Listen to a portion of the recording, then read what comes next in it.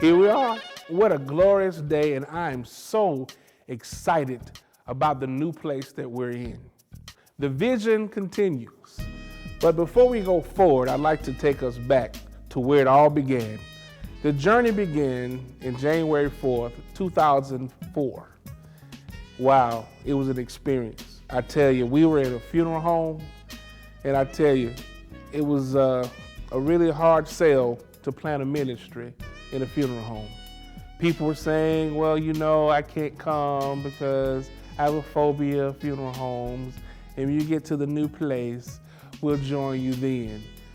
But then there were some people that saw the uniqueness of our ministry, and they weren't even affected by that. They said, you know what, it doesn't matter where we are, because where the Spirit of the Lord is, that's where I want to be. And that's how it all began. When I made the decision to become a pastor, and I went to my pastor to tell him that I was called into the pastoral ministry, I thought that I would be under a traditional program. I thought really I would go to a church, put in a resume, and then be elected as the pastor and go through that traditional process. But God didn't have that in mind for me. He had an untraditional process, an out-of-the-box process. He gave me the vision. He gave it all to me at one time. He gave me the name of the church, the Salt and Light Truth Center. He gave me the slogan, being in position to influence the condition. He even gave me the logo. I even designed it and drew it and gave it to the professionals to enhance it. Then he gave me the place. We started out at a funeral home, a place noted for death, but we brought life to a place of death.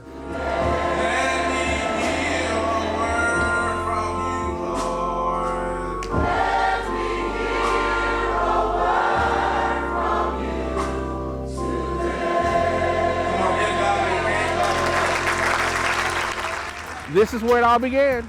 The Lincoln Funeral Home on Candler Road was the genesis, the foundation of the Salt and Light Truth Center. It was so easy because we had a person that was an employee of the funeral home, and they just so happened to be a key member of our congregation. This is not the church. You are the church. I'm the church. You're the church. We are the church. So we should go forth as the church of God, because the world is hungry. The world wants to see genuineness. They want to see real people. They want to see people actually practice what they preach. Well, the owner really didn't understand the advantage of having a church in the chapel. They were pretty much industry-minded and didn't want to mix anything. But we convinced them that we were going to be good patrons and we were going to be very respectful of their facility. But having a service during the funeral home, knowing that a body was in the next room, was kind of a challenge at times. But we made it through, and the services were so spirit-filled, people didn't even remember or think they were in a funeral home because of the spirit of the services.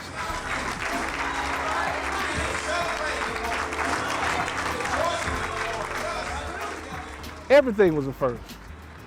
When you start a ministry, you're really excited. You don't know what's ahead of you.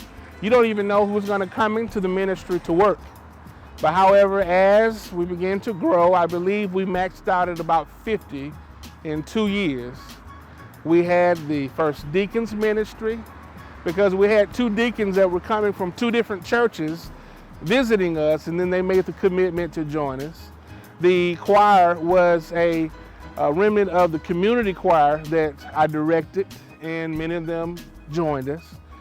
We had our first baby dedication. Well, I think we had about 4 families that brought their children to be dedicated, and it was a real glorious occasion because family came from all over. We had our first finance ministry. We had 3 people that took care of a lot of business for the church. We had a lot of kids, and we had one person, Sister Chantel, and she created the children's corner, the kids' corner in the church, a little corner in the chapel. And she was able to manage about 4 different grade levels of kids.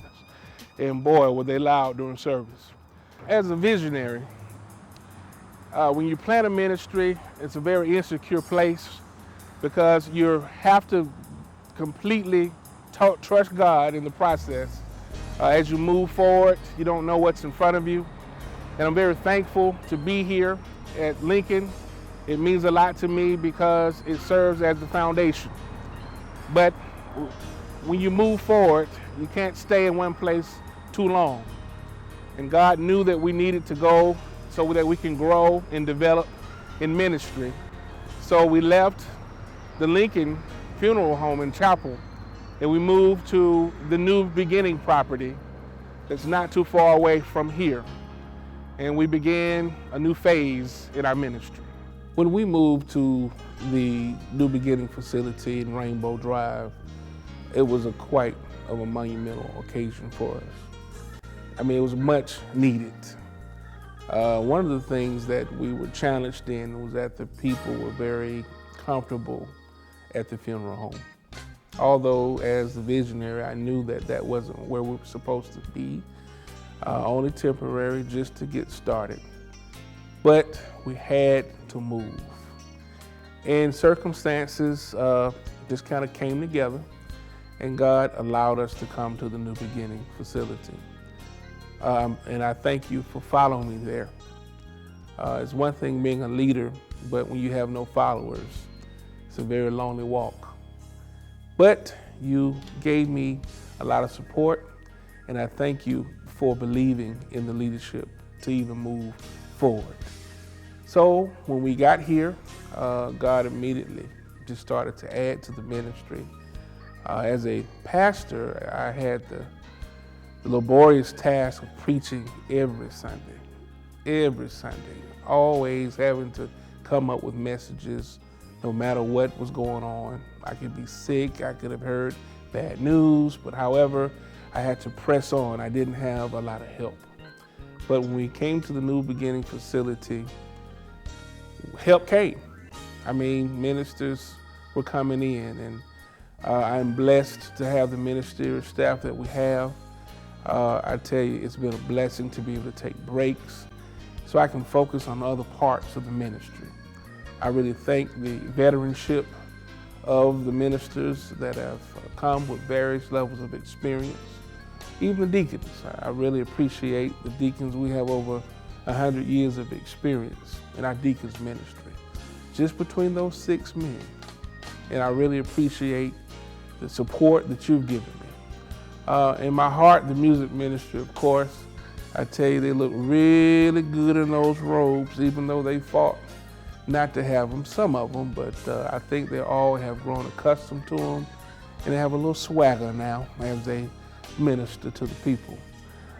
Just all of the events, the baptisms, of course in the funeral home, we couldn't baptize, and people probably didn't even want to touch the water with different phobias. But however, being in a church building was very important because it allowed us an opportunity to incubate, to grow and develop with the aesthetics of a church. Therefore, people started to come and really appreciate what the ministry had to offer. We went forward. Our youth ministry has expanded. I tell you, that is a great sign in the church that you have growth. And I appreciate our youth. They're very sharp, they're very talented, they're very Christ-like kids, good grades, good conduct, and the whole thing. And I'm proud to be the pastor of our youth. Our youth staff who work very hard to accommodate these kids. It's really hard because it seems like the families that join the church, they come not with one kid, but they may have 5 or 6 kids. But however, glory to God, we will accommodate them because wherever He guides us, He will provide us with the help. And even our evangelism efforts, we went to great thought to come up with concepts that would allow people to come into our church and really appreciate the ministry that we have and allow you all as the congregants to love on them so that people can really understand what the kingdom of God really is about, the love of God. And we came up with a couple unique ideas. We had our fraternity and sorority day, which turned out to be a success. We have the youth takeover Sunday, which gives the youth an opportunity to just take over every auxiliary function in the church. And they have a whole weekend just having fun and bringing in speakers to speak to their needs. And then we have Family and Friends Day, Co-workers Day. We have all kinds of efforts that are in place to bless people and allow people to come into the ministry. You know, it's not really easy being the pastor over all of these things, but it is because of you that's made this thing the way it is. As a visionary of the Salt and Light Truth Center, my priority is to follow the vision. And I realized that although we had a great experience here and we had the aesthetics and everything that we needed, I realized that we still had to prepare to go to the next level. And we made provisions after consulting with the leadership and the people. We made a decision that we must put ourselves in a position of ownership. There's a Swahili word called ujamaa. It means cooperative economics.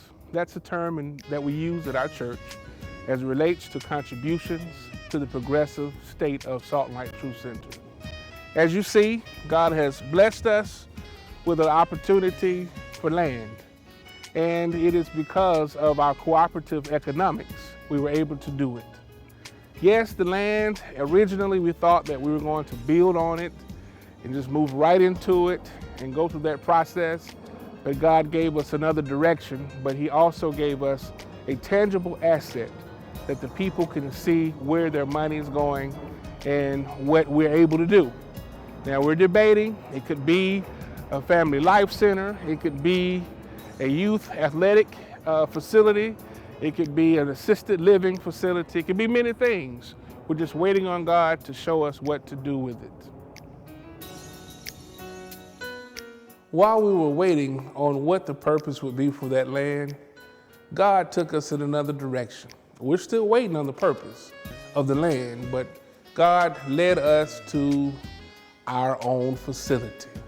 Aren't you happy about that? I am elated. I'm so excited to be in our own facility. That means no more rent. That means that the bills are now in our name. We can have our own identity, and we are a legitimate ministry now, according to those who didn't think we were.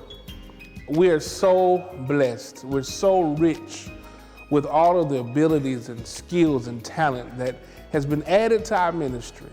Now, we're going to be more community focused.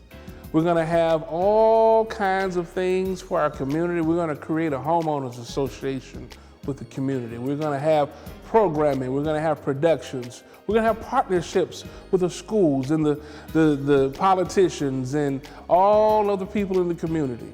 We are now implanted in the community, so now the real purpose of Salt and Light will go forward. We will continue to preach the word. We will continue to edify you and all of the people of God that come into our facility, but we will have a relationship with the community as well. I want to thank each and every one of you for all of your blood, sweat, and tears, everything that you put into it, your all in all. I thank you for your prayers. I thank you for everything, all of your support. I thank you for your time, your talent, and your treasury. I want you to know that the power is in the pews and not in the pulpit. If we're going to be in position to influence the condition, we're going to have to come together and do this thing together. Are you ready, Salt and Light? Well, rise up.